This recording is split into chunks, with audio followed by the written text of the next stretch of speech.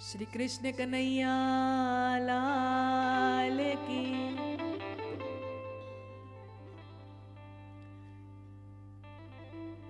करવું હોય તો કરી લ્યો બેન, હવે પતી ગયું બધું.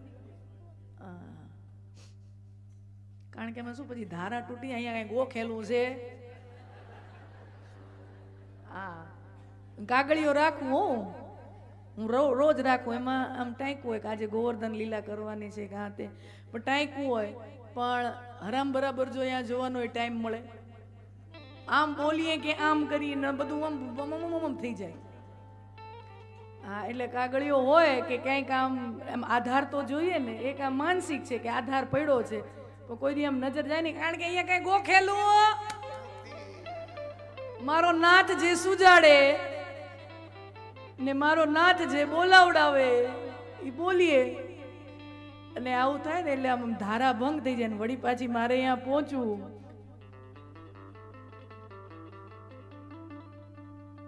ભગવાને વેણુનાદ કર્યો.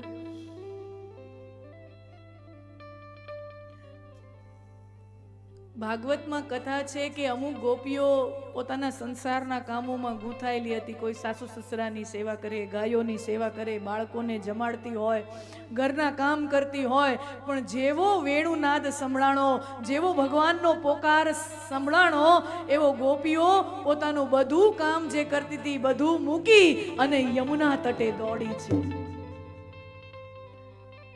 ગાયોની સેવા કરતી કરતી ગોપીઓ ગાયોને ત્યાં જ મૂકી યમુના તટે દોડી. બાળકને જમાડતી જમાડતી માં બધું મૂકી તરત યમુના તટે દોડી. સાજ શ્રૃંગાર કરતી ગોપી જેવો વેणुनाद संभळाणो, भागवत में वर्णन है जैसा वेणुनाद सुना, केश अपने बांधती हुई, संवारती हुई, आंखों में काजल करती हुई, ત્યાં સુધી વર્ણન છે. ગોપી પોતાનો શ્રૃંગાર કરતી હોય, એક આંખમાં કાજલ કરી હોય, અને જેવો વાંસુરીનો નાદ સંભળાણો એવા બીજી આંખમાં કાજલ કરવા ઊભી રહેતી નથી, એક આંખમાં મેષ આંજીને સીધી દોડી છે. શ્રૃંગાર, હવે કોઈ પણ સ્ત્રી પોતાનો શ્રૃંગાર અધૂરો મૂકે? દુનિયા આમ ની આમ થઈ જાય. તમારે લગ્નમાં જવાનું હોય અને ઘરવાળા જલ્દી રેડી થઈ જાય, કારણ કે હોય શું, આમ જભો એક ચડાવ્યો અને 40 વર્ષ પછી અહીંયા ઝાંપરામાં વાળે હોય, વાળે ઓળવાના, બરોબર. 40-50 વર્ષ પછી અમુક ને જ અહીંયા હોય એટલે ભાગ્યશાળી હોય, બાકી તો વાળે ઓળવા. હવે એ તો તરત જ થઈ જાય ને, 2 મેગી છે ને જલ્દી બની જાય 2 મિનિટમાં. પણ આમ સારું જમવાનું બનાવવું હોય તો વાર લાગે ને. એમાં સ્ત્રીઓનો શણગાર છે ને, આ બધી 2 મિનિટની મેગીઓ છે, એને 2 મિનિટ જ થાય. આમ જભો પહેરો અને ભાગ્યા. તમારે તો બધું મેચિંગ આ ને મેચિંગ આ ને પછી બધું મેચિંગ બંગડી ને મેચિંગ આ ને મેચિંગમાં ગળા, બધું મેચિંગ મેચિંગ કાઢવાનું, એમાં તો વાર લાગે. અને તમને કોઈના લગ્નમાં જવાનું હોય, પ્રસંગમાં જમણવારનો સમય લખ્યો હોય, અને તમે ઘરવાળો તો તૈયાર થઈને ગાડીમાં બેસી ગયા હોય, હોર્ન માર્યા રાખે, હોર્ન માર્યા રાખે, ગમે એટલું મોડું થતું હોય, તમે કોઈ દી એક આંખમાં આંજણ કરીને બીજી આંખ એમને એમ લઈને જાઓ? વાળ અડધા પડધા ઓળાણા હોય, તમે એમને એમ જાઓ? નહીં. वो होता है, होता रहेगा. हम अपना श्रृंगार करके ही जाएंगे. જેને પરણવું હોય પરણી જાય. હું તો તૈયાર થઈશ, આખી પછી જ આવીશ. यहाँ गोपियां क्या करती हैं? जैसी स्थिति में थी, जैसा आधा अधूरा श्रृंगार जो भी था वही लेकर दौड़ी है. પોતાનો અડધો પડધો શ્રૃંગાર લઈને દોડી છે. ત્યજે દેકમ કુલસ્યાર્થે. જોજો બહુ મોટું સરસ મજાનો સંકેત છે કે હું ને તમે સંસારમાં આવ્યા છીએ તો સંસારના કામોમાં હું ને તમે વ્યસ્ત રહેવાના જ છીએ, સંસારના કામોમાં હું ને તમે ગૂંથાવાના જ છીએ. એ બધુંય બરાબર, આપણા કર્તવ્ય આપણે નિભાવીએ, આપણી જેટલી ફરજ છે આપણે બધું નિભાવીએ, બધુંય બરાબર. પણ જ્યારે જ્યારે આપણા કામ કરતા હોય ને, એવામાં જ્યારે જ્યારે આપણા આત્માના કલ્યાણનો કોઈ અવસર મળે ને, એવો ટાઈમ મળે ને, ત્યારે બધુંય મૂકીને એટલી થોડીક વાર પોતાના આત્માનો ઉદ્ધાર કરી લેવો, આત્માનું કલ્યાણ કરી લેવું. બાકી કામ તો છે ને જીવનમાં ખૂટે.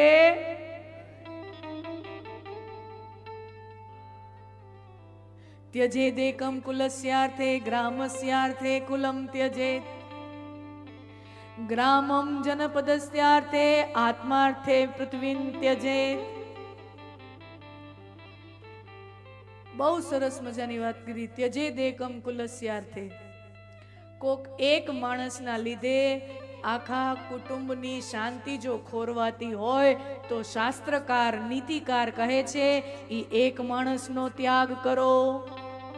એક માણસ લીધે આખા કુટુંબની શાંતિ જો છીનવાઈ જતી હોય, આખા કુટુંબનું વાતાવરણ બગડી જતું હોય તો નીતિશાસ્ત્ર એમ કહે છે, ને હું મારા ઘરની વાત નથી કરતી, નીતિશાસ્ત્ર કહે છે त्यजेदेकं कुलस्यार्थे.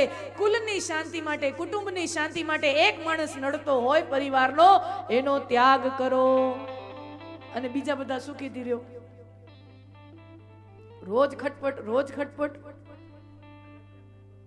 त्यजेदेकं कुलस्यार्थे. તમારા અંગૂઠામાં કઈ ઘા લાગ્યો હોય સમજી લ્યો.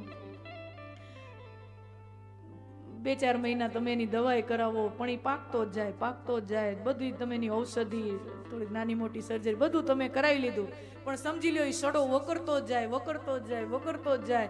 પછી ડોક્ટર તમને શું કહેશે કે આટલો ભાગ છે ને એ કાપી નાખો, નતર આ બધું સડી જશે.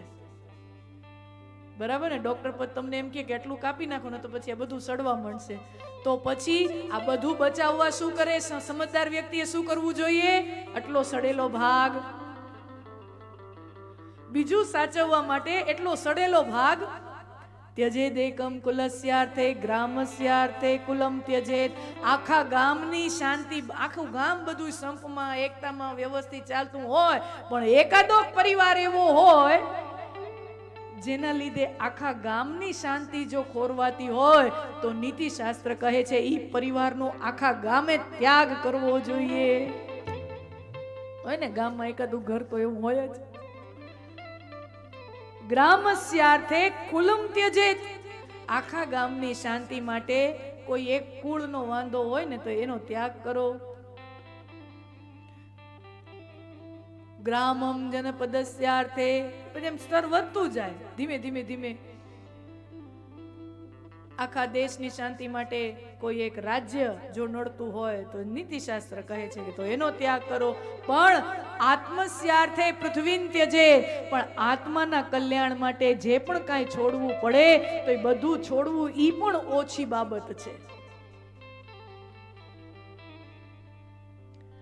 ગોપીઓ બધું છોડી અને યમુના તટે પહોંચી છે. અને ભાગવતમાં એક સુંદર મજાની અહીંયા વાત છે કે અમુક ગોપીઓ સંસારના એવા કામમાં અટવાઈ ગયેલી હતી, ગૂંથાઈ ગયેલી હતી, વ્યસ્ત હતી કે એની ઈચ્છા તો હતી કે ભગવાન બોલા રહે हैं તો મુझे जाना है, ભગવાન બોલાવે તો મારે જવું છે, પણ એવા કામમાં અટવાઈ ગયેલી હતી, ઈચ્છા હતી પણ જઈ ન શકી. તો પછી ઈ ગોપીઓએ શું કર્યું? પોતે જ્યાં હતી, પોતાના ઘરોમાં પોતે જ્યાં હતી ને ત્યાં આંખિયું વીંચી અને ભગવાનનું ધ્યાન ધર્યું.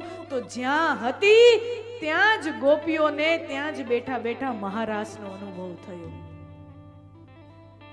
ઈ જ્યાં બેઠી હતી અને ભગવાનનું ધ્યાન ધર્યું આંખ વીંચીને, ત્યાં જ એને મહારાસનો અનુભવ થયો. જો અહીંયા પ્રમાણ છે કે મહારાસમાં રાસ રમતી વખતે શરીરનું મહત્વ નથી. જો શરીરનું મહત્વ હોત તો પછી ગોપીઓએ યમુના તટે જવું પડે. પણ અહીંયા ચોખ્ખું લખ્યું છે ભાગવતમાં, અમુક ગોપીઓ પહોંચી, અમુક ગોપીઓ ન પણ પહોંચી, પણ એ જ્યાં હતી ને ત્યાં ભગવાનનું ધ્યાન ધર્યું, એને રાસનો અનુભવ થયો. रास में शरीर का महत्व नहीं. ગોપીઓ દોડીને આવી યમુના તટે અને ભગવાન હવે પરીક્ષા લે છે. હા, જીવનમાં પરીક્ષા વગર કાંઈ મળે નહીં. અને ભગવાન તો જરાય ન મળે.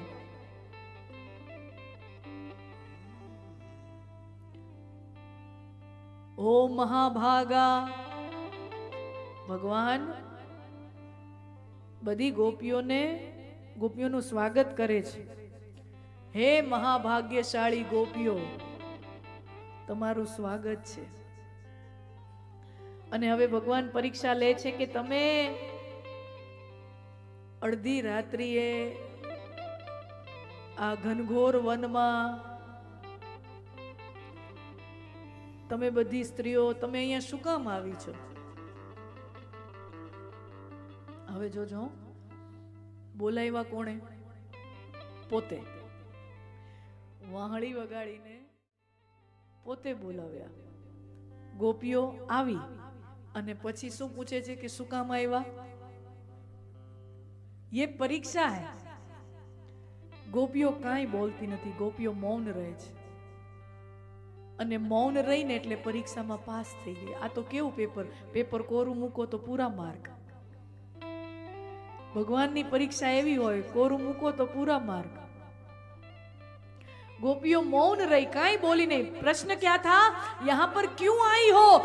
गोपियां कुछ बोली नहीं, मौन रही. मौन रही तो परीक्षा में पास हो गई.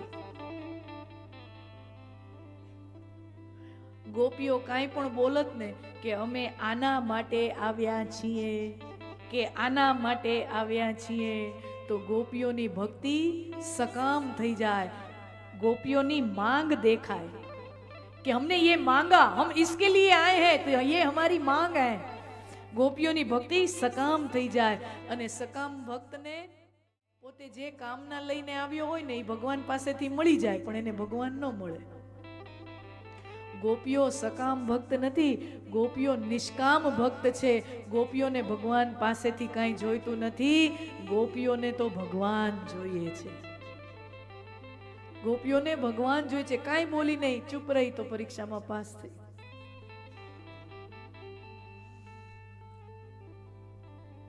શું કામ આવ્યા છો? આ તો એના જેવું થઈ ગયું કે તમને લગ્નમાં કોઈ કંકોત્રી લખે, અમારી દીકરીના લગ્ન છે, સપરિવાર આ તારીખે આટલા વાગે આખા પરિવારે આવી જવાનું છે, જમણવારનો આ સમય છે. તમને એટલું આમંત્રણ આપ્યું હોય, કંકોત્રી આપી હોય, અને પછી એ દિવસે તમે ત્યાં જાઓ અને એ જે યજમાન હોય, વ્યક્તિ હોય, તમે જાઓ અતિથિ, તમને એમ કહે કે તમે કેમ આવ્યા? તે નોતરું દીધું તું એટલે આવ્યા, એમને એમ નથી આવ્યા, તે બોલાવ્યા હતા એટલે આવ્યા. અહીંયા ભગવાન बुलाए, बंसी बजा के भगवान ने गोपियों को बुलाया, गोपियां आई और बोलते हैं कि क्यों आए. એટલું જ નહીં, પાછું એમ કે પાછા ચાલ્યા જાઓ. ઘનઘોર રાત્રિ છે, આ વન છે, વનમાં નિશાચરી પશુઓ વિચરણ કરે છે, તમે એકલી સ્ત્રીઓ છો, મધ્યરાત્રિનો સમય છે, સ્ત્રીઓએ આમ ન ફરાય, घरे चले जाओ पाछा. खुद बुलाए, गोपियां आई और अब बोलते कि वापस चले जाओ, वापस चले जाओ. कन्हैया, अमने पाछू जवानुं केम कहेश? अमने पाछू जवानुं केम कहेश? तो के તમે તમારા ઘરે જાઓ, તમારા કર્તવ્યનો નિભાવ કરો, તમારા કામ કરો.